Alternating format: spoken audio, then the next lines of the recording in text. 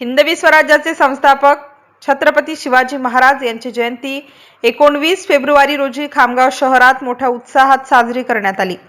या निमित्ताने संपूर्ण शहरात रोषणाई करून भगव्या पताका लावण्यात आल्या होत्या। त्यामुळे संपूर्ण शहर भगवामय झाल्याचे चित्र दिसून आले।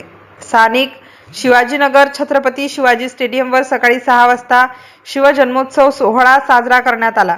यावेळी महिलांनी शिवाजी महाराज जन्माचा पाळणा गायला। या सोहळ्याला महिलांची मोठ्या संख्येने उपस्थिती होती। त्यानंतर सकाळी ठिकठिकाणी शिवभक्तांनी शिवजयंती साजरी केली। शिवाजी महाराजांच्या पुतळ्याचे पूजन करून फटाक्यांची आतिषबाजी करण्यात आली। ढोल ताशांचा निनाद करत शिवभक्तांनी लाठी काठी तलवारबाजी आदी प्रात्यक्षिके सादर केली। याचप्रमाणे शहरात जवळपास सर्वच चौकामध्ये सार्वजनिक मंडळे तसेच घरोघरी शिवजयंती उत्साह दिसून आला। यानंतर शहरातून छत्रपती शिवाजी महाराजांच्या प्रतिमेची भव्य मिरवणूक काढण्यात आली। मिरवणुकीमध्ये शहरातील 8 मंडळांनी सहभाग घेतला होता। मिरवणूक मार्गावर पोलिसांचा चोख बंदोबस्त होता।